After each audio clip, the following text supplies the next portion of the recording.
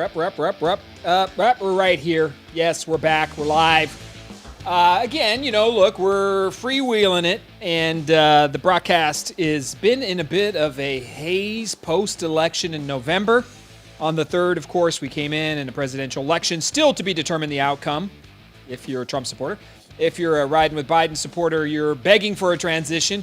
And in our particular case at the broadcast, Salo and I are just kind of taking a breather back as we determine what next steps we're going to take with the podcast. We talked a little bit about that last week, and then we talked about running for office as well, and what that looks like as we kind of begin this deliberation on do we or don't we, should we get involved in politics, should we run again, should we not? All that's happening at the same time the podcast is coming.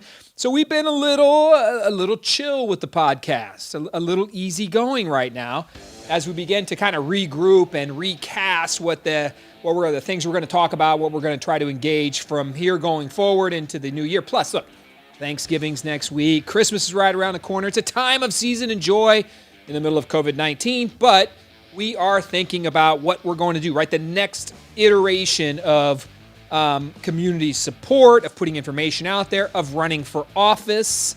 And some of that we're going to talk about tonight. How you run for office, who are you, who's currently elected. Do us a favor, like the post, the podcast, share it, push it out there, and put in the comments what district you are currently living in. You may not even know. Here's the crazy thing about it. Less than 15%, actually less than 12% of San Antonio citizens vote in the municipal elections. Don't get fooled by what just happened on November 3rd with 65-70% turnout. In municipal elections, usually less than 12% vote and make the choice for all 1.5 million of us in the city of San Antonio. So half the people, I swear, probably don't even know who their council member is. Tonight, we're going to answer some of those things. We're going to talk about who should be running for city council. So what district do you live in? Put it in the comments so we can start to get a feel. Saw some District 6, got District 4, we got a District 8 right there. So put it in the comments. Let us know. Like it, share it, push it out there. We are just trying to get information out. Tonight, we're going to talk about what it means to run for city council. Want to know who you think should run. We're going to go down the city council member list.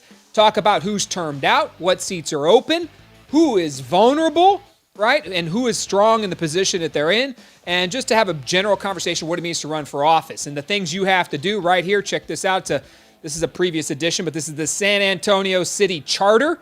This is our constitution at the city of San Antonio. We're going to delve into this a little bit. Real exciting stuff. If you've been having insomnia problems, I'm here to tell you the city charter will put you to sleep. It'll take care of you big time. But what's in here is how the city runs and operates. We're going to talk about that, but mainly focus on what it means to run for council, because this I can guarantee you. What we've seen in November, right, leading up to the general election, is a District 9, Tom Coleman, District 9, District 3. We've got folks from all over. Perry's district, Karen. 7 right there, Frank Saldana, but moving to Leon Valley. I don't know what district that is. Yes, Frank's giving up on San Antonio. He's getting the heck out. He's leaving. Yep. Somebody doesn't know? Yes. Oh, Salo with the save on the map. What district do you live in? If you notice right there, Frank, Leon Valley is carved out as its own little home right there. It's its own city municipality right in the heart of District 7. But there you go. There is Districts 1 through 10, and it is a crazy carve out. We'll talk about some of that tonight as well, who these people are, right, and how they got elected, what it means to get elected, what kind of percentages they're winning by, what kind of votes. But what district do you live in? There's a quick map. We'll get back to that in a second. We always want to thank the people who help us put on the show. And they give us the space to do it here at Aligned Mortgage of Texas, the #1 VA lender in the state of Texas, soon to be the nation. They are going global. Aligned Mortgage of Texas. Chris Cano, Tony Diaz, and Cody Carrasquillo, the 3 leaders, owners, family leaders of Aligned Mortgage of Texas. They let us use this facility. We come in here, we talk. Any topic they support. And they're just about putting information out. Their business is about VA veteran home loans and the VA home loan benefit itself. They love to put veterans, and this is what's great about Aligned Mortgage. That's why I love the company. They put veterans in a home ownership. I don't know if you know this, but there used to be a time, if you remember this, 25, 30 years ago, home ownership, and it's gone, it's changed, but home ownership was the key cornerstone of wealth and success in our country. People wanted to buy homes because it was the American dream, was to own a home. Who's defending the American dream more than anyone else? Our veterans, right? They put it on the line each and every day, and they serve. So why not help them own a piece of the land they serve? That's what Aligned Mortgage of Texas is doing. Thank you to them for just serving veterans, period, here in Military City, USA. But more importantly, for just putting together a company built on faith, family, coworkers, and community. Look them up. It is more than just a story. It's a group of family and friends, and they're getting it done every day. We appreciate you, Chris, Cody, and Tony. Thank you for what you do. We also want to thank our brother over at AAA, Garcia Bail Bonds. Man, he upped his game with that set of handcuffs, in a precarious position on his chest, but his handcuffs are between 2 points. I'll leave it at that. AAA Garcia Bail Bonds. Louis literally looks just like that dude right there. Like, he is looking just like this cat right here. You get rung up in Bexar County. Look, call him. He'll take care of you. He'll treat you right. It's a family-owned business. By all means, if you get in trouble with the law, we live in the United States of America, our Constitution, you are innocent until proven guilty, unless you are a Republican. But in any event, what you do is reach out to Louis and his family. They will take care of you. They will put you in a position to defend yourself and get out and take care of the things that are important to you. Bail bondsman, yeah, sure. But friend, that's what he's going to be to you. Help, take care of you, respect and courtesy. Louis Garcia and his family, AAA Garcia Bail Bonds. We want to say a quick thank you to as well to Tyler Hall. So I don't want to pry too much into Tyler's personal world. Tyler Hall works with Speedy Salt. So we always want to thank Tyler for helping us out on the podcast. He comes in, works a camera, helps us out, does all kinds of stuff, speedysalt.com. I still got to sign up with Tyler myself. But Tyler had surgery recently. We'll leave it at that, right? To protect the person. But we are praying for Tyler and his family. There's much that's going on. And we just want to make sure that Tyler knows when he's out there in the great, and sitting at home, chilling out, recovering, and thinking about his family. Salo and I, we love you, Tyler. We hope you're doing well. We know you're doing well because we're praying for you. God has his plan for you. We appreciate you, brother, and we're thinking about you. So, Tyler, man, get back into business so you can come back here and hang out with us and eat food and hop on a podcast and have some fun. Tyler, we love you. Thank you for what you do. Our realtor friends, Brian Tirado and Susan Bailicki, as always. Susan and Brian, there's Brian, right? Whoa, man, you did a fast one on me right there. Susan at eXp Realty is a military relocation specialist. She is a veteran wife herself. She knows and understands the machinery of VA home loans, of helping veterans relocate. She's a relocation specialist for military members, Susan Bailicki. Give her outreach there. She's also the daughter of one of our biggest supporters, Ray Rodriguez. And then we also have Brian Pino from the Tirado Realty Group. Brian is, that is one handsome devil looking like a wolf of Wall Street right there. He is killing it. He's got a first responders buyers program. Check it out. Reach out to him. I always say in this kind of world, you want to double up and you want to shop, right? And always get the best bang for your buck, the best dollar you can get, and you put in the business. Reach out to them. They understand it. They work with the Line Mortgage of Texas. Realtors, you need them to represent you on the purchase of your home. Give them a shout. Both of them are great friends of us, and they're always doing all they can to help out. Thank you to them. We appreciate you. Now, the topics, right? So first off, I think we should just kind of recap. So what's happening in the city right now that we have to pay attention to what City Hall is doing. So we're going to get back engaged into City Hall itself. Right now, the number one most important thing, if you watch the news, you're catching what's happening on the San Antonio Report, the Express News, social media, KSAT, KENS, you go right down the list of media outlets. There is talk right now that we are in, of course, a massive increase across the nation of COVID-19 cases, well over 11 million. I'm going to show you some stats on that in a second. The deaths over 250,000, and locally in San Antonio, our numbers are increasing over a 14-day time period. And there is talk about shutting the city down. There's states across the nation right now that are adding increased restrictions. Now, if you watch the news, what the media has managed to do in this is create this into a complete political fight, right?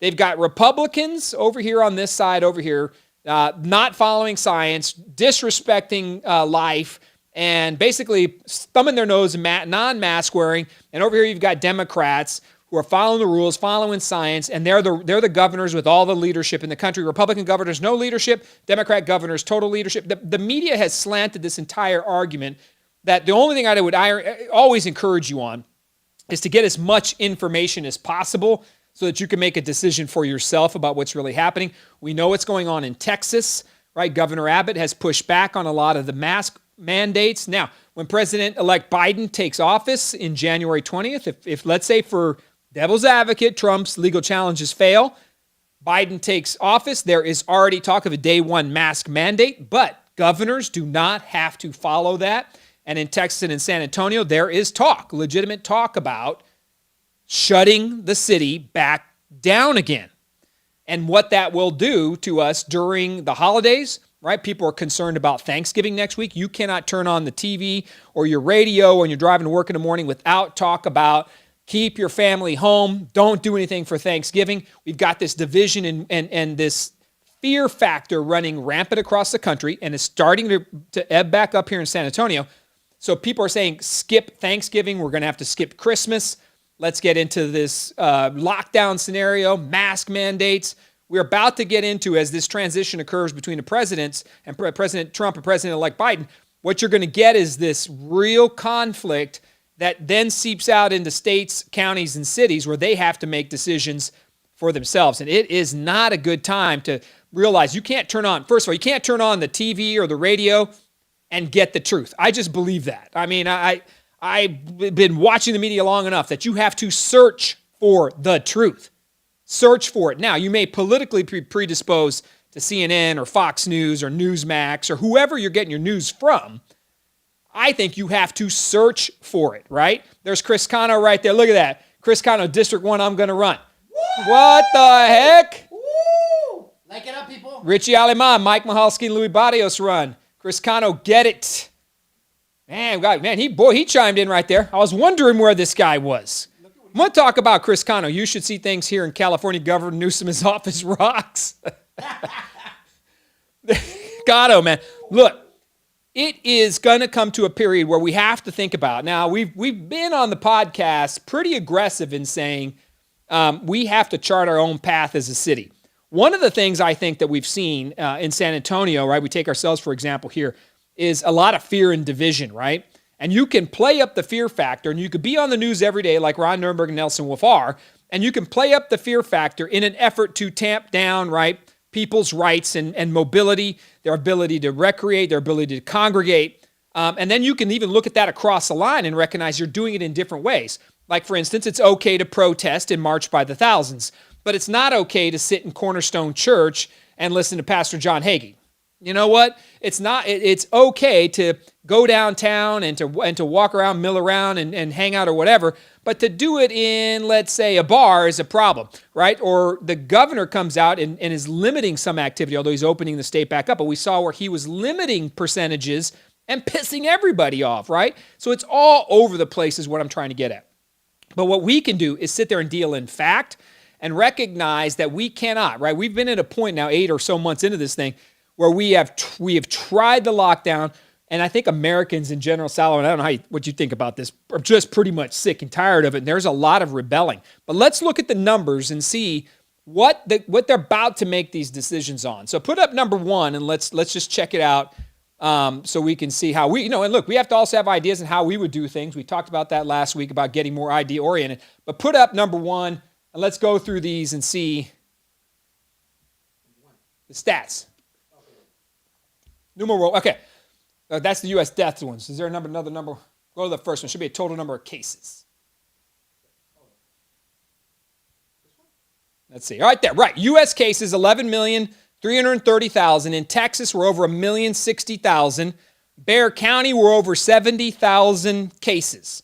This is the stats as of today. I pulled them off the city's website, and it's tracking this COVID-19 case count.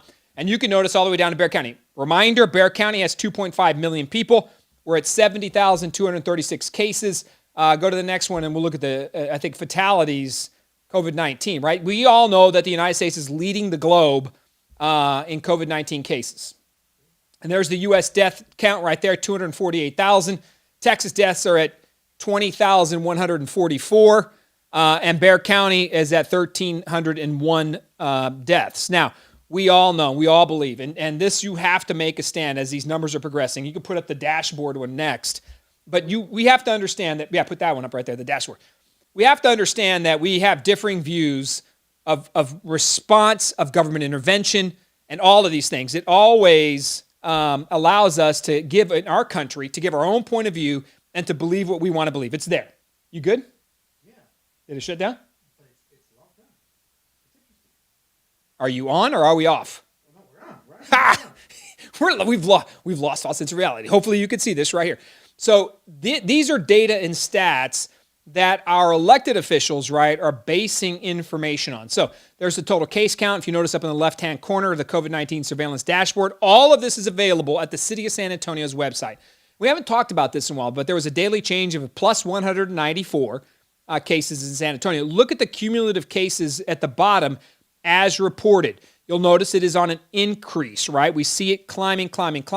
There's race and ethnicity as well. Hispanics at 76% of all cases. Other 2%, black 5%, white at 17%. The gender is almost evenly split, and the death by gender is skewing a little bit larger right there towards males. And you will look at the age group right there, 18 to 40 are starting to lead. When we started this early on, several months ago, it was 65 plus, but this has now shifted to 18 to 40-year-olds. And then the map in the upper right-hand corner shows the concentration of where these infections are occurring. These are decisions that are driving our city officials from making these choices. But the choice over time now is leading into the holidays. People are concerned about flu season. They're concerned about people staying at home, holidays, Thanksgiving, Christmas, and this family transmission. This you have to know as well. The places where the city has been telling us that we have to shut down, close the doors, run out of business, bars and restaurants, right? Bars and restaurants consistently are not the cause of coronavirus transmission, COVID-19 cases. They are not, in any event, anywhere we can find, super spreaders in the city of San Antonio. That has to be part of this decision-making process as well, because livelihoods are at stake. Yes, lives are at stake, but we have seen hundreds of small businesses shut down, never to return. Everything from a Mexican Manhattan to Luby's to your corner shop selling tacos, whatever it is. Hundreds of people are out of business, never to return again as we shut this down with no demonstrable proof. Here's what you have to, people want to talk about science and data. The data does not show one single super spreader event at any bar or restaurant in San Antonio. No service-related location is responsible for an outbreak of COVID-19. It does not exist. But they shut down, right? And they're looking at doing it again to stop the spread going into the fall. Yes, they can encourage you to stay home. There's one state that's out there that's mandating people wear their masks at home. Things are going to get worse over the next 1 to 2 to 3 months as we go through the winter months. But not one case, right? There's not one super spreader event from any business in this city. None. So we have to account for that as we say, look, I believe, and it's been my position from the beginning, is mask up, use your social distance smarts. Those are fair and reasonable expectations, right? Personal responsibility, and get this city back open to get people back to work. We cannot, in a knee-jerk reaction, shut everything back down again. The country cannot print money any further to take care of everybody for weeks on end. That's what's going to make this difficult. Now, there are stimulus packages in the works. There are local dollars that potentially could help us, but the jobs that don't come back will not be filled if their employers simply cannot open up. So bars and restaurants. And what really upsets me is churches. I'm sorry. I don't know how you feel about this, and then we'll show the finals. We'll have one final thought on it, but I don't know how you feel about this, but I think now more than ever, people need a place to worship. You're struggling. You could be potentially out of work. Your marriage could be suffering. You're not paying your bills. There is challenges in your life. Churches must be open. Churches and places of faith, whatever your place of faith or worship is, open the doors, manage a social distance, but let's not shut down. Churches appear on nearly every shutdown list. Yet I don't know of one super spreader event that occurred at a church in San Antonio. Do people get COVID-19 going to church? Yes. Just as much as they get it going down to City Hall. Doesn't mean we shut down City Hall and city government and get rid of everybody. Maybe that's actually a potentially good idea. So let's be cognizant of that. Let's think about that as we jump into watching what City Hall is going to do with these decisions. It will affect us all. If we shut down places of worship, if we're shutting down parks, we're getting back into it again. However, whatever line they're measuring, let's hold them accountable with facts, information, and data.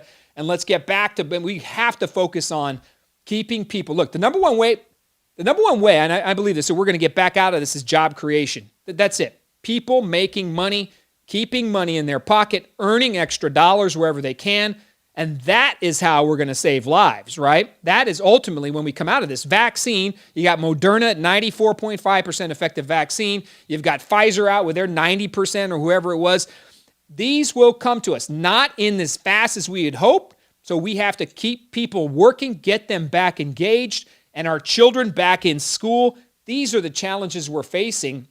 And from here on out, we need to monitor it, we need to manage it, and need to keep an eye on it, because we have to have stats and figures. So when the government does something to us, I'm not saying rebel and go crazy and run around the city naked with no mask. I'm not saying any of that.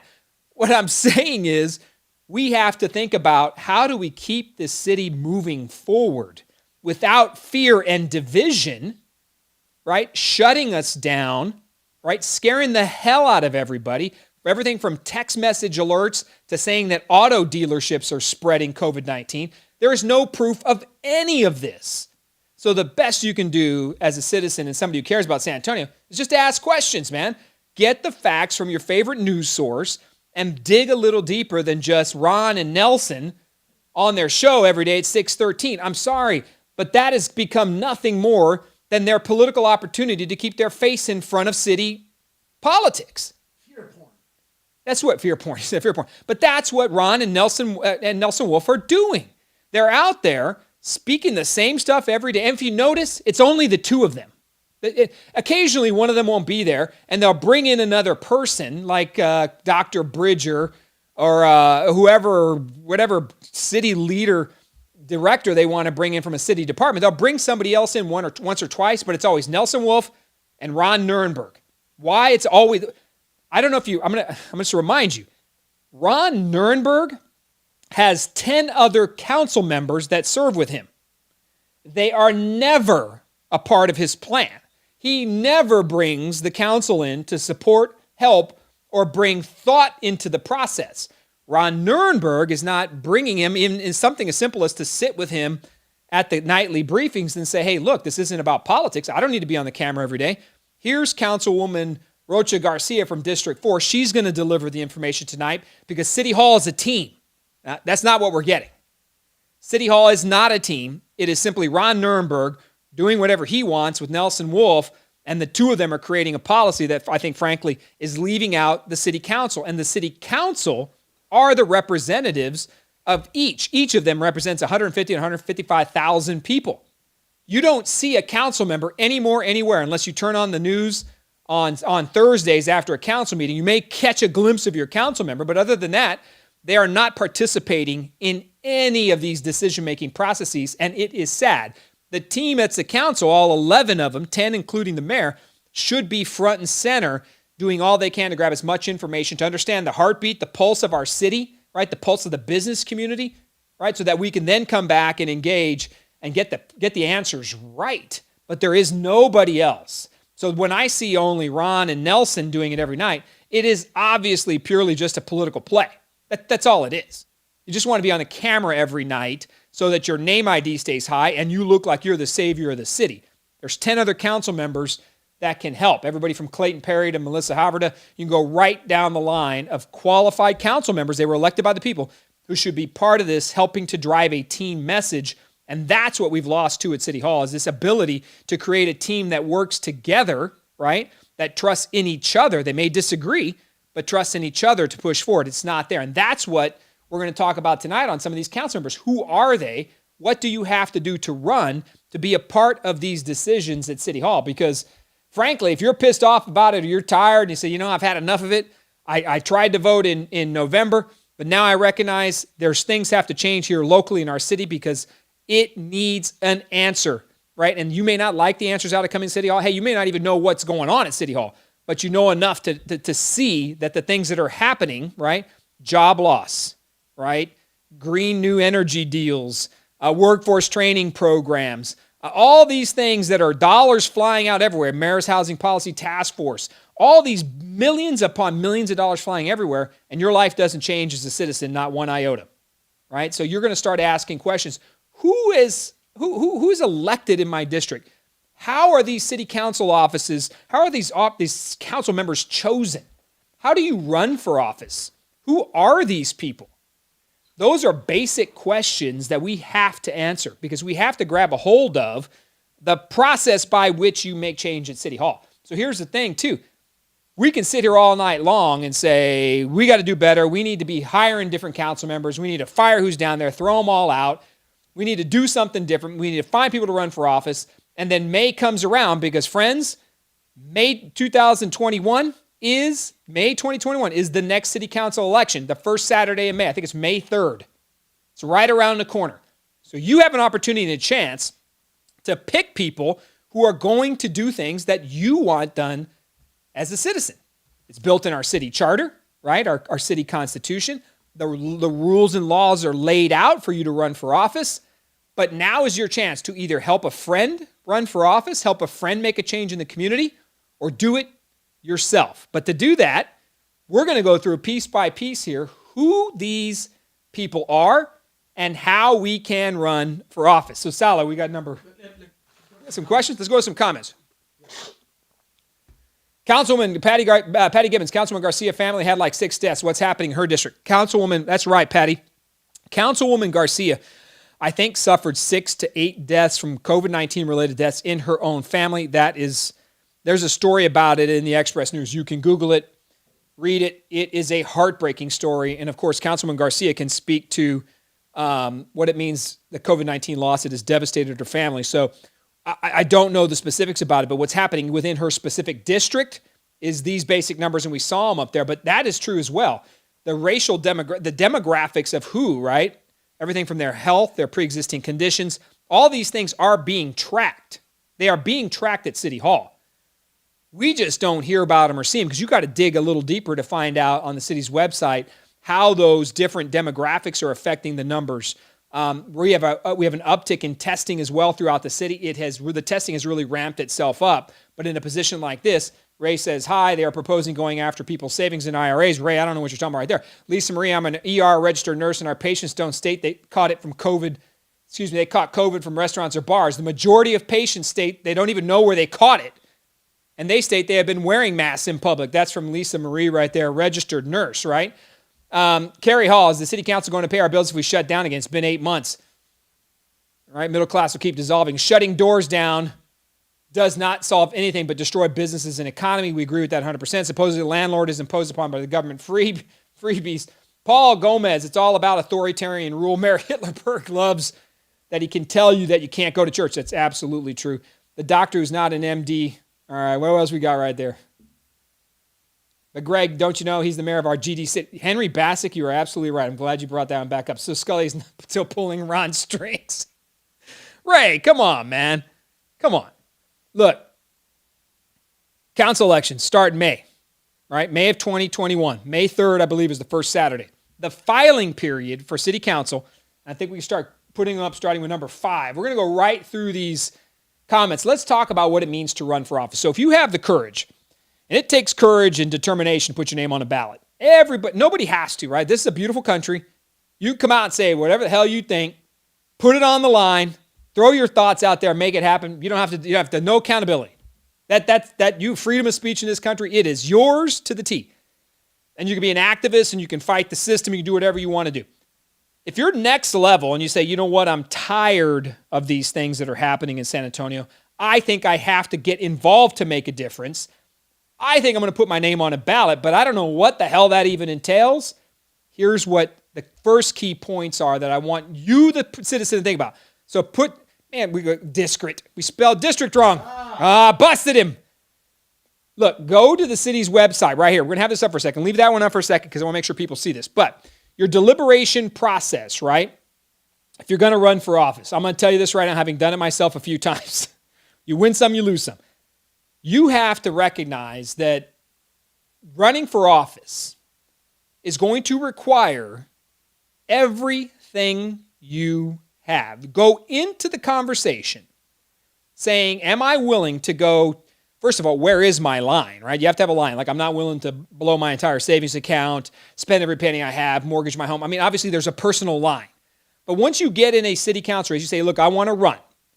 You have to ask yourself, am I willing to go and work my tail off nonstop talking to people about what I believe in. Am I willing to take orders and directions and listen to a team? Am I willing to sit there and stand in front of people that are going to scream at the top of their lungs something that I absolutely, completely do not believe in, but I'm going to sit there and listen to it with respect and courtesy? And am I then going to have the courage to go back and dig in and understand politics, policy, issues, and return that same argument, conversation with respect and courtesy?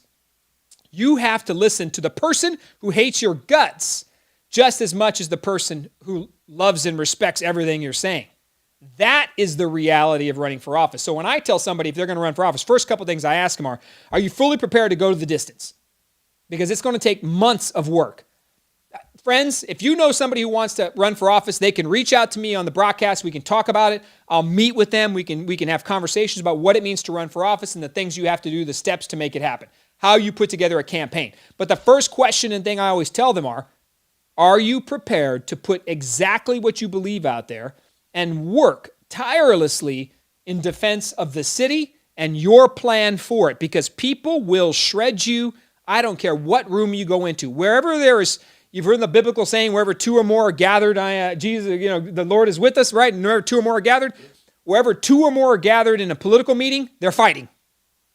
Wherever two or more are gathered, politics, they're disagreement. Nobody agrees with everybody 100% of the time, and nobody wins with 100% of the vote unless one person votes.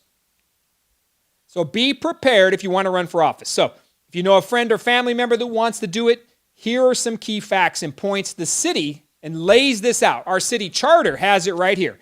You can get this city charter at City Hall. I think you pay $12 for it. This is an outdated version, but you can catch it online as well. You can Google city charter, but I like to have it because I go through it. When somebody says something at City Hall that's true or untrue, I go to the charter. The charter tells and lays out every citizen should think about this. If you care about the Constitution of your country, which we all do, the Bill of Rights, the Constitution, our Bill of Rights here, our Constitution, how our government works, is the San Antonio City Charter. It is a home rule municipality in the state of Texas. It is basically its own little world. And this book, right, this book right here, multiple versions as it's updated from time to time when there's charter changes or charter amendments. This book is, for lack of a better word, our Constitution. It outlines every responsibility, some of them kind of vague, but it talks about who hires and fires. It talks about who has administrative authority. The city of San Antonio is a council manager form of government, which means it has a board of directors council with the professional city manager who runs the day-to-day administrative. It has 11 members on the council. The mayor is elected at large across the city of San Antonio, but the mayor has only one vote amongst all 11. The mayor is of equal footing. What makes the mayor different is that San Antonio actually has a weak mayor form of government. It is not a strong mayoral position, but the position itself runs the meetings and it has the bully pulpit of the persona of being the mayor of the city of San Antonio. So you can get things done as a mayor through leadership, hard work, and team building. I would tell you that we've been struggling with that at City Hall, but if you have an inkling and you want to run for one of these 10 positions, City of San Antonio elections and campaign finance, you will start right here, right there in the lower, about the mid to the right side right there. You'll click the link that says Become a Candidate. Here are the steps to becoming a candidate. Share this information. I know you're probably saying, Greg, why are we talking about this? Because now is the time. You cannot come and run for office and say, filing period begins January 15th. You can file for office from January 15th to about February 15th. You can't just all of a sudden show up in February and say, I think I want to be mayor. Or just walk out and say, I think I'm going to run for city council today. You have to be prepared, engaged, and ready to go with ideas and a platform. So put up number 5. We're going to roll after the next one right after then. Let's just go right through the numbers, right? Yeah, whichever one comes up next. That one you got, next one. All right, here's the council members as we know them. And you can put a thumbs up, thumbs down for any one of them you choose in the comments. Obviously, Ron Nirenberg's the mayor of the city of San Antonio. We know that. You can come right down there to districts 1 through 10. On this list of council members, 2 are termed out, which means they've reached their 8-year maximum. A city council member can serve 4 2-year terms. Just like Congress, every 2 years, city council's running, but the city council goes in odd number years. Congress goes in even. But all of these folks are up for election every 2 years. 2 of them are term limited. District 5 Councilwoman Shirley Gonzalez and District 3 Councilwoman Rebecca Villagran. Both of them are termed out open seats. So if you live in District 3 or District 5, there is an open seat, which is the best time to run. You don't have to run against an incumbent. Anybody trying to run against an incumbent in the city of San Antonio is very difficult to win. I'm just going to tell you that right now. They have the power of the incumbency. They have all the fundraising and financing. And the lobby groups and people across the city are scared to death to challenge any of these council members by helping an upstart or a challenger candidate who's trying to unseat one of these folks. Shirley Gonzalez, Rebecca Villagran termed out, 2 open seats. Roberto Trevino, Jada Sullivan, Melissa Haverda, Adriana Rocha Garcia, Manny Pelaez, John Courage, and Clayton Perry all up for re-election. So we have 8 seats open, including the mayor. We have 9. And all of these folks, right, all of these seats have a one-time shot, right? So you have a mayoral election coming up on May 3rd. If someone doesn't get to a majority vote, 50% plus 1, then it goes to a runoff, which occurs sometime in mid-June, 30 days later or so, right around there.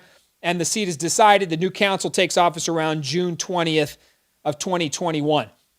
These are the faces. So when I look at this, let's be frank of who's got some trouble here, right? Here's who's in trouble. First off, open seats in 3 and 5. Man, if you know anybody in districts 3 or 5, we'll get that graphic up again on the map. Get out, invite people, and put them out there, right? And say, hey, these seats are open. Look at 3 and 5. 3 is on the southeast side over there by Brooks City Base. 5 is the west side, the heart of downtown, takes in some portions of south of King William down there in Lavaca, swings around up down Commerce over to Our Lady of the Lake University and right up against District 6 and 7. Those 2 are wide open. So, council members that are vulnerable. Let's be honest here. We got to talk about who's got some problems. District 2 is a vulnerable seat. Always. Every election cycle, District 2, which is the east side of San Antonio, is always an open seat. Councilwoman Jada Andrews Sullivan is always going to be fighting for that seat as an incumbent. There are already 4 or 5 announced council candidates in District 2.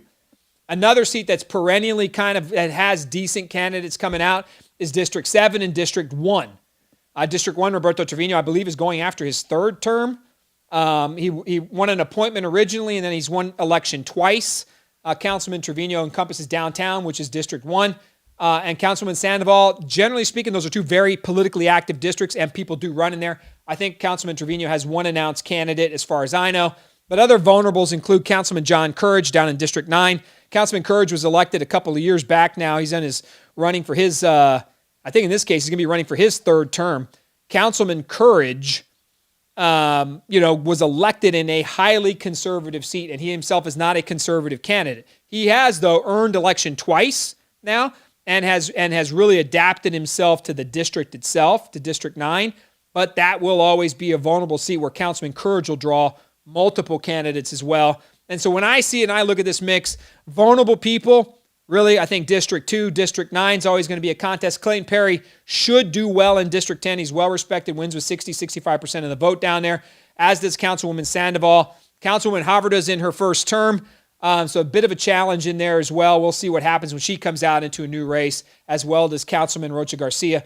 That council member as well down in District 4, which is the southwest side of town, Lackland Air Force Base, heading down that way around Marbach South to Highway 90. There is a lot of flux on this council, but really pay attention to these seats. So those are the council members right there. Got some questions. How do we find out who else is running? The City of San Antonio's website has who has filed, right? Who has filed for treasurers, right? Who has filed for treasurers? There's one person, like for instance, I went on there and I saw Councilman Trevino has one person filed against him. One person. Good luck with that. I mean, in District 1, Councilman Trevino has one assigned candidate at this point that says, I'm going to come out and make something happen here. Uphill battle in District 1. Councilman Trevino has come into that race, and he's won it twice. Last election, Councilman Trevino beat a gentleman named Justin Hawley, who was active in the community and active in the business community. and the councilman came in and had an overwhelming victory. Very difficult. And if you'll know, Councilman Trevino says what he thinks. He puts it out there. Not saying I agree with him on the issues, but he goes out there and represents that district. So if you want to get in an upstart and come out and challenge, well, you better be prepared to understand what that race looks like, how this person's winning election over the last several terms, and is there a path to victory? What do I have to do to get involved in a race to make it happen? So Patty Gibbons says Haverda can easily be replaced. I don't disagree with that either.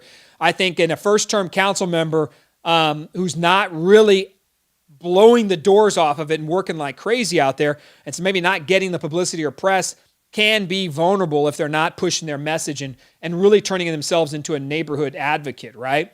Again, put in the comments anybody should run for office. So go to the next one after the requirements. So we should be coming, okay. We're going to put up the requirements for running for office. Here we go. Candidacy, residency requirements. This is exciting stuff. I love this stuff, people. I'm not going to lie to you. I don't know why, but it's completely exciting to me to talk about this stuff right here. When submitting an application for a place on the ballot, all candidates are required to have 2 forms of ID. They have to verify their residency. They must live in the council district that they want to represent for 6 months prior to the election. And there's the terms and ways you can prove it. Paychecks, government checks, current bank statements, utility bills, and a voter registration, right? Any government ID with the name and address will assist as well. Those are basic requirements to prove who you are and that you live in the district. This isn't running for Congress. When you run for Congress, you can live anywhere. You don't have to live in the district you represent. City Hall, you must live in the district for 6 months. You must live in the city for 1 year. We'll get to that in a second. The mayor just has to reside within the city of San Antonio limits. It doesn't matter where it's at. Can we go to the next one? All right, here are the qualifications. Man, and there's a lot of them. That's total sarcasm, folks.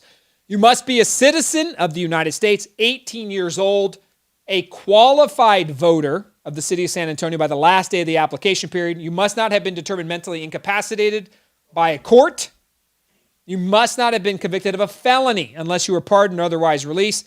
Cannot be a felon. You must have resided in Texas for 1 straight year, in San Antonio continuously for at least 1 year prior to filing the application, and you must have resided in the council district for at least 6 months prior to filing his or her application for election, and must continue to do so during his or her term of office.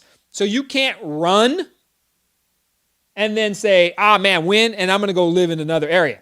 You must reside in the district for which you are the elected official. You cannot move.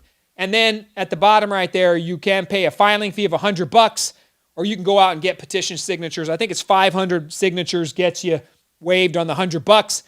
Folks, if you're running for public office and you can't pay $100 for the filing fee, don't run for public office. Don't do it. If you can't pay the $100 and think, well, I'm going to go get 500 signatures and save the $100, you're not a credible candidate. I'm just going to tell you right now. Pay the $100 because a council race, right, generally speaking, $25,000 to $50,000 to run a credible city council campaign with a campaign team, block walking material, mailer or 2, phone banking, campaign office, over a 5 to 6 month time period to be at least a credible candidate. 25 grand is probably the minimum buy-in. 50 grand makes you a legitimate threat. Now, that comes from donations. So it doesn't mean you have to go, you could. Some people self-fund. But you can go get political donations. The maximum donation in any particular filing period is $500 from one individual. $500. A couple, therefore, can give $1,000. If you're running for mayor, it's $1,000 per person. But for a city council seat, it's $500. But you can raise the money and get out there and get it done. But what does it mean to be a council member, right? So we're going to talk about that right now. Can you put up the next few slides? Let's go through some of these things. I want to make sure people understand this. I know this is kind of a little boring, but we have to get this out on the table because we need people to run. We need people to get out there and engage because I'm telling you what, there's not enough people running. You know why these people get elected at City Hall? Nobody challenges them. Nobody. People aren't voting, let alone running for office. But nobody is putting it on the line to say, I think this person is wrong. I'm going to get out there and say it and make it happen. People don't want to run for office because they think it's not a moment of pride anymore. It's not about doing what's right for the city. Put in the comments right there. Salah brings this one up right here. Why do you think San Antonio has a low turnout in voting? Put in the comments. We'll read that in a second here. You have to, when you engage in politics, you decide to run for office, you have to be prepared to put a little bit of money, resource, and time behind it. But here's what that looks like. I'll talk about the campaign stuff at the end. But right now, this is what running for council looks like. You got some... Let's start with the next ones right here. So these are how the roles work at City Hall, folks. So now you know I'm going to run. I'm interested. Now you know where to apply and find out what the requirements are, how much you have to pay to get on the ballot. So we filled in a lot of pieces. Here's how city government works. City council are the policymakers. They're the elected representatives, the leaders. They hire and fire the city manager. They approve the budget and tax rate. They adopt ordinances, which are our laws.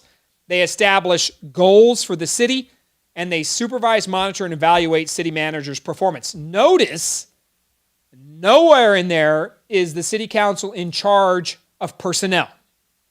The only person they have a say in any professional capacity in is the city manager. And even at that point, the mayor has the greater control over it. That's where the authority lies. But the city council itself has no administrative authority over one single employee. They have none. That belongs to the city manager. Again, a council manager form of government. That's what happens in San Antonio. It's not a mayor council. It is a council manager. The manager, a professional CEO, manages the day-to-day operations. So city council members are more like a board of directors. That's what it is. Next slide. And here's the theory, right? You take a board of directors on the left-hand side, it's got the stockholders, the people who, right, the money. They supervise the board of directors, which are hired to represent, set policy, and drive it. You've got a CEO that runs the company and the employees. That's how a business operates. In theory, the city council is kind of a board of directors. Now, the difference maker is we started paying council members about 4 or 6 years ago now. So the world is different. I think we should expect more from council members. I'll get to that in a second. But look, the voters are the ultimate authority in a council manager form of government. The voters are over the mayor and city council. The mayor and city council are over the city manager. And then there's the city staff below. That is, in theory, how our government should operate. Now, over the last 10 to 15 years, we've seen that mix upside down. We've seen it to where the city manager, you take former city manager Cheryl Scully, for instance, she basically was at the top of that the entire flow chart. She ran the whole machine, mayor, council, city staff, you name it. So the personality of the individual in that list can control the agenda, right? That's why we've had highly successful mayors. Go back to Phil Hardberger, right? That was a highly successful mayor that got a lot accomplished. So you can, through willpower, hard work, leadership, take an outsized role on the city council and make things happen, as did Phil Hardberger, for instance, and city manager Cheryl Scully. So that's the theory of how this should work. This mix gets upside down from time to time. For instance, the mayor is off on a box by himself right now, not even a part of the city council. He doesn't even care what the city council thinks. That's the truth. Doesn't work with them, doesn't promote them, doesn't work on their agendas. The mayor and the city council are not a team right now. Let's be very honest, they're not. There is no leadership team at City Hall. It's the mayor and Nelson Wolf, the mayor and Gordon Hartman, the mayor and his cronies, and the city council's over here by themselves. They're not even a part of the conversation. They're not. 100% not included in the deliberating of this city and the future of it. Next. All right, the mayor, here's what the mayor does. It's the member of the council, presides at the meetings and votes, which is very important. The mayor controls the meeting and the agenda with the city manager. It's the representative in intergovernmental affairs, appoints with council advice, members of boards and commissions. The council still, at the end of the day, votes to put people on boards or commissions. Yes, next one. And there's some more on the mayor right here. Presents the annual State of the City address. It does. Appoints members and officers on council committees, which is very important. There are about 5 or 6 council committees, things like public safety, health and equity, intergovernmental affairs. These committees draft potential policy ideas for the full council to review. The appointment of council committees is very huge. It's an important tool of a mayor. Assigns with council advice the items to the council committees. The mayor controls the agenda. That's how you are successful, right, at City Hall. How are you driving the agenda? Recognizes the head of city government for ceremonial purposes and by the governor for purposes of military law, and has no administrative duties. So if any time a mayor comes out of San Antonio and tells you they were the chief executive, no, they weren't, right? But the city manager themselves runs that daily, day-to-day piece, the administrative part of it, reporting to the council. The council's a board of directors. That's how they should be managing. They should be setting the goals and policies of our city. Go to the next one. Next. Here's the city manager's responsibility. Hired and fired by the council. Bound by whatever action the city council takes. That is how it should operate. Council drives the policy. The city manager enacts it. Serves at the pleasure of the council. Implements the policy. Hires and fires personnel. Prepares the budget, administrative duties. The council's chief advisor is the city manager, an unelected position, appointed, of course, by the council. Experienced professional resource, informs the council in an objective and complete manner, pros and cons, and long-term consequences of proposed actions. The council, the role of the manager is to be the CEO and to lay out, here's the ramifications of your policy initiatives. You choose, I implement. That's the role of the city manager. Now, over time, we've seen city managers that basically control City Hall. Cheryl Scully is a perfect example of that. She owned council members. Like, council members lived in fear. I kid you not. I saw council members cower in fear over city manager Cheryl Scully. That's not very brave, considering that you're in charge of the city manager as a council member, but that's how it worked at City Hall.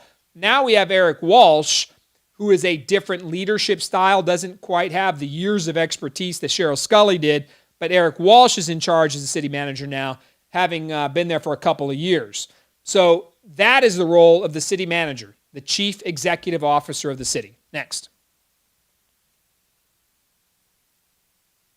And here's some cons. So you're wondering, what does this mean on a council manager form of government? The city manager runs the city day to day, but he or she is not answerable to the citizens, right? But if you think about it, the council members are the ones this is key. You want to change the future of the city, you've got to change the council members. It's not about changing the city manager. Yes, a city manager can get outsized control and power. Cheryl Scully did, and it was time for a change. But in reality, that role is subservient to the council. If you want to change the policy direction of the city, you must change the council member. Here's a con. Council can no longer give directions to the city staff. Well, that is a con. But in reality, think about this. Do we want council members, knowing who represents us right now at City Hall, do we want them involved in personnel issues of 12 or 13,000 city employees? No, you don't. I'm just telling you right now. People who are elected to City Hall most of them have never managed a soul in their life. They've never led an organization. They probably didn't even have a real job before they got on the city council.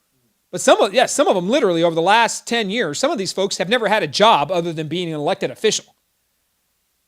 You cannot put the council members in charge of staff. I would be fighting that all day long. So that is an excellent point. The council does not control people at City Hall. They don't. They don't manage it. They have their own teams. They have a team that they support that supports them, but they don't run the city staff. Manager's an outsider, doesn't know the community. That can happen, right? But look, Eric Walsh is the opposite of that. Eric Walsh is a born and raised San Antonio resident, Central Catholic graduate. He is one of us.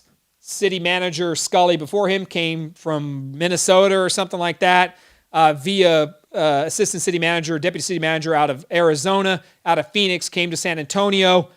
You know, a lot of debate as to whether or not she was one of us. A lot of successes in her term, also a lot of concern and failure. People would argue that both sides of the coin. But an outsider, you know what? You want somebody who understands the local machinery. We have to pay attention to that. But ultimately, the council are the representatives. I keep going back to the city council. The city council drives the policy, the direction, and the feel of our city. The feel of it. The manager controls the information, may not keep the council informed. Look, councilmen and council members, period, need to demand accountability, and they have to hold folks accountable. Everybody who's reporting or working down there, you got to get it done. That's how the system works. Is there any other slides after that? What we got? Which one? What does Pete say? I could have sworn I heard Ron say we have a hazmat suit to wear a hazmat suit to Thanksgiving get-togethers or do drive-by Thanksgiving get-togethers. Santa Claus should be behind plexiglass this year. Pete, did he really say that?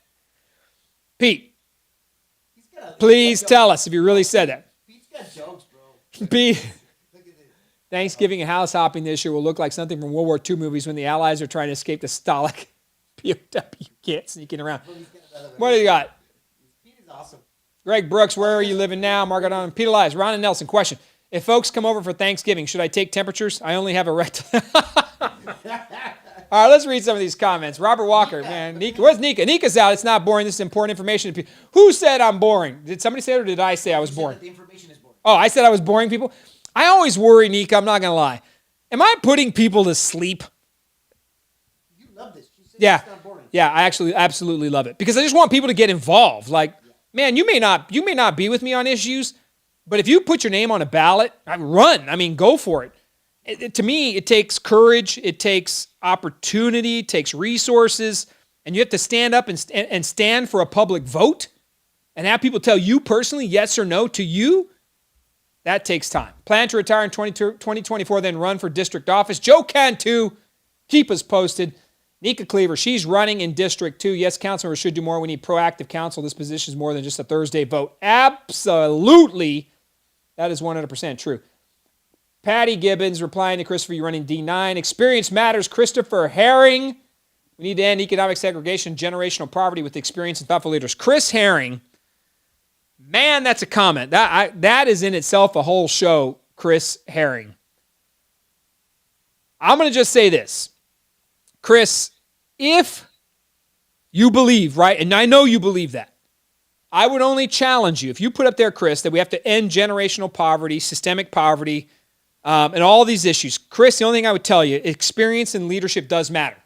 But the thing I would tell you is the people who are telling you now, Chris, they can fix it, have been telling you that for the last 40 years.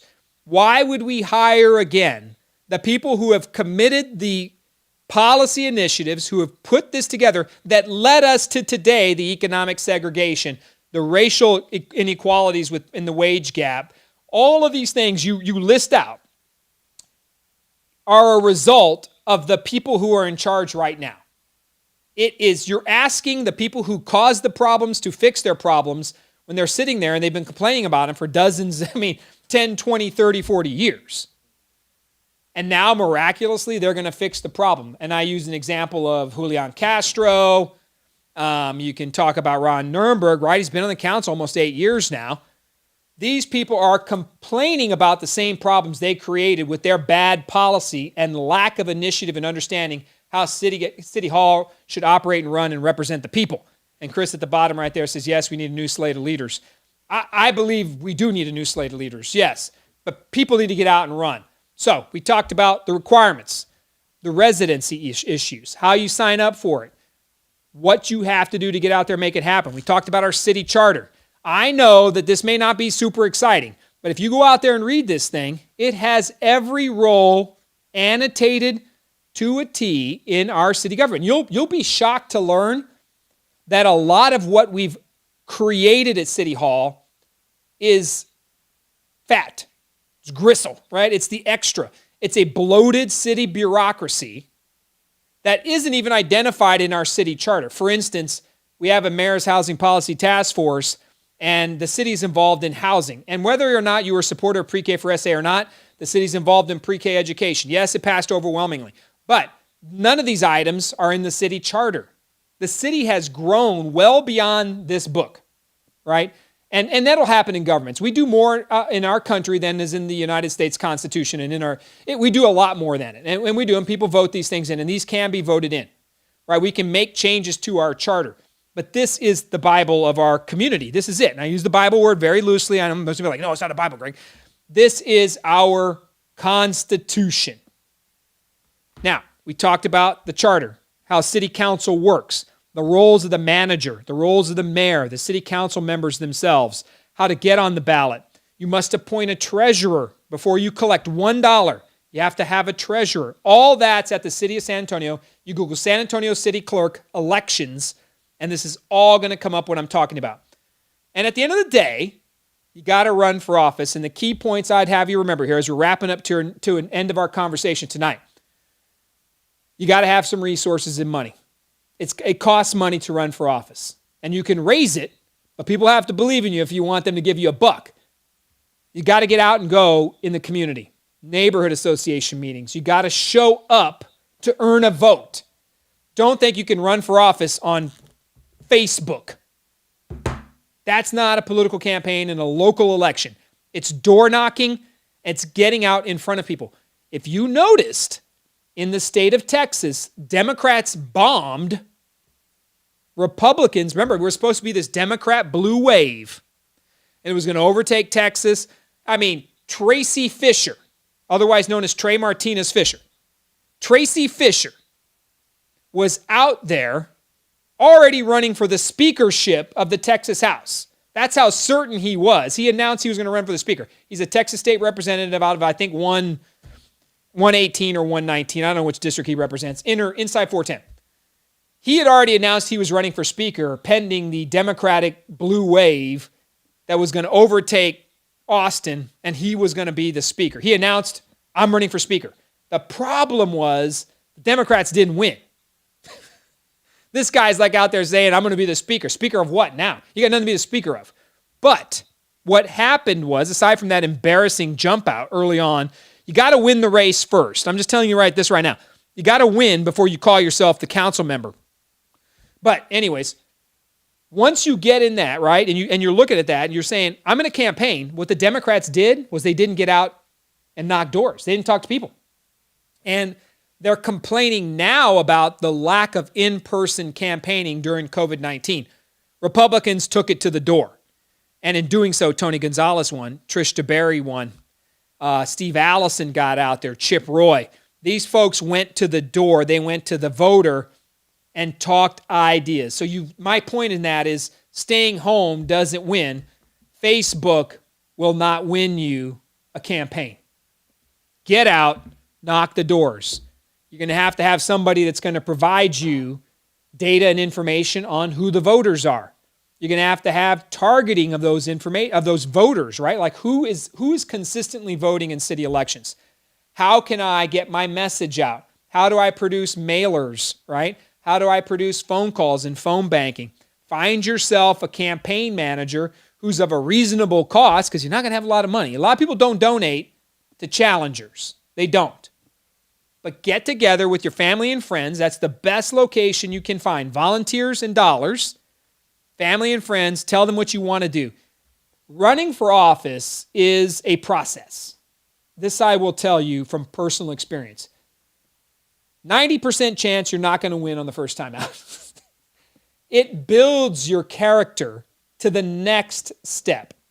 You understand what it means to block walk and knock on someone's door and say, let me tell you what I think we can be.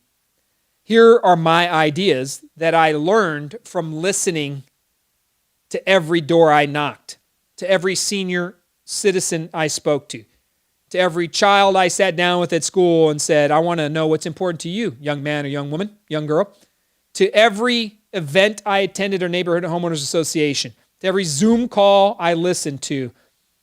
I learned this. And I think, right, that we can be better at these things. And here are my ideas. And then you ask for someone's vote. Now, this is why I love this stuff, and while I spent all night talking about it, and I'll close with this couple of thoughts. Getting someone to say yes to you and say they will vote for you is an honor on par with the only thing greater than that was my wife telling me yes, she would marry me. Aside from my wife saying yes to me, which I had to do a little bit of begging. So my wife agreeing to marrying me, and then right below that, in position two or after my wife, is when someone says, yes, I will vote for you. And you're going to say, why, Greg? Why is that so important? Men and women have died for that right. This is the basis of our country. Nobody else in this planet has the level of respect, courtesy, government, love, blood, sweat, tears, flag, Constitution, Bill of Rights. The whole thing is all centered in this public right to vote. Your vote. If someone gives you their vote, they are giving you a level of trust unsurpassed in your entire life, except for the marriage to your spouse. That's it. If someone says, I choose you to stand up for me down in the halls of government, I am asking you to carry my message. Notice I said, carry the message. Elected officials carry the message. They have to understand what the neighborhoods want, and there's how you win, folks. So if you have a friend or family member that wants to run, the best piece of advice I can give you outside of finding out who's going to run your campaign, understanding the rules of how to get involved, how do you sign up, how do you get a treasurer, how do you raise money, how do you put a plan together. Outside of all the basics and the building blocks, it comes down to, can I, right, stand in front of somebody and say, believe in me? And that is how people will make their choice. And it is a process. I ran in 2013. I did not win. I came back in 2017 because I did not quit. Don't run for office, lose, and think, golly, the woe is me. Screw this city, I'm out. Never to appear again. I can't tell you how many people have run for office and disappeared into the netherworld because they didn't win and get to call themselves a council member. You better examine why you're running in the first place. So I'm appealing to those of us in here who want us to do better, who want this city to succeed. Get into it. Will you vote for me because I believe this? And if you lose, keep coming back. I came back in 17 and won, and then I ran for mayor in 19 and came up, whiskers short of fulfilling that dream. But that doesn't mean you quit and you run and you hide and you give up on the city. I don't think we've done that. And frankly, I'm looking right back at coming again in 21. I'm going to make that decision so people know in the next couple of weeks with my wife and my family. We're going to decide in the next couple of weeks whether we get back in it. And hell with losing be damned. We're just going to go for it, right? That's where I'm thinking about it. So truth be told, I'm looking at it too. Will you join me? That's what I want you to think about. Do you know a family member or friend, a neighborhood leader who needs to put their name on a ballot and stand up with me? Have them reach out. Then come and talk to us and we can have a conversation. Not about winning or losing. What we have a conversation about is why. What are you going to do? How are you going to convince people to care? That's where the whole conversation starts. Will you join me in making a change in this city? That is what, whether I run for mayor or not, I will not quit trying to help the city get a little bit better every day. And that's how I try to live my life as a man, as a person of faith, is can I get a little bit better every day? If I do, I'm holding up my end of the bargain. If I backtrack and backslide a little bit, God will forgive me. He is always there, and we keep plugging along, and we do not stop. And you have to be willing to do that as an elected official or as a candidate. You have to be willing to say, I'll put it out there. I'll stand for it. They'll attack me. They'll try to tear me down. They'll try to do all they can. But at the end of the day, I'm just going to believe that I can say what I think. I can respect the other side, even if I disagree with them 100%. And I won't quit fighting for a better future for this entire city. Do you know someone who wants to do that? Reach out, direct message us. Let us know. We'll help anybody. I don't care if you're on the other side. I don't care if you're collecting petitions for crap I totally hate. If you're engaged and you want a friend to listen and to figure out how you win, give us a call. If you want to just say, I think I have a heart for this and I need to figure out what to do, give us a call. If you're ready to put your name on the line, sign up, reach out. We're going for it. We're going to continue to push through May. My decision will come in the next 2 to 3 weeks. I got to tell you, I think it's time we all fight to change our city and take it back. How that happens is going to be super difficult when the media and the machine in City Hall owns it. And if you have the guts to get in and challenge it, let's make it happen, and let's talk about it, and let's get there. Hey, my dad just chimed in. I love that, my old man there at the bottom. My dad, Brockhouse. Mom and dad are with you either way. You better be, Dad, because, well, you're my dad. My dad, by the way, Pastor David Brockhouse, Mount Olive Lutheran Church. We love you. Mom and Dad, you're up too late. I think I'm as the eldest son, I'm supposed to say, go to bed, old timers. No, I'm kidding. My dad's going to let me out. We love you, Dad. Mom, if you're watching out there, love you too. So, that's it. And it's, my mother-in-law, Mary Sandoval. We love that Mary Sandoval, too. So Mary and Sal Sandoval, they're out there, too. Hopefully they're watching. We love you, Mary and Sal Sandoval. Where's my wife? Usually she's online, busting me up, right? Ridiculing or picking on me somewhere. I love the family. They're fantastic. Mary Sandoval, my dad, David, everybody's out there. Time to wrap it up. I'm rambling, and I gotta shut it down. As my wife would say, quit the ramble fest. Get on. Make it happen. We love you. We will be back next Tuesday. Nika Cleaver's commenting. She's supposed to be coming in next week. Nika, I'm waiting on you. Let's bring it. Let's have a conversation. We love you. We appreciate you. It's time to get involved. Will you join us? Will you make it happen? The broadcast, as always, is appreciative of you. We love you. We will see you next week, and we are out.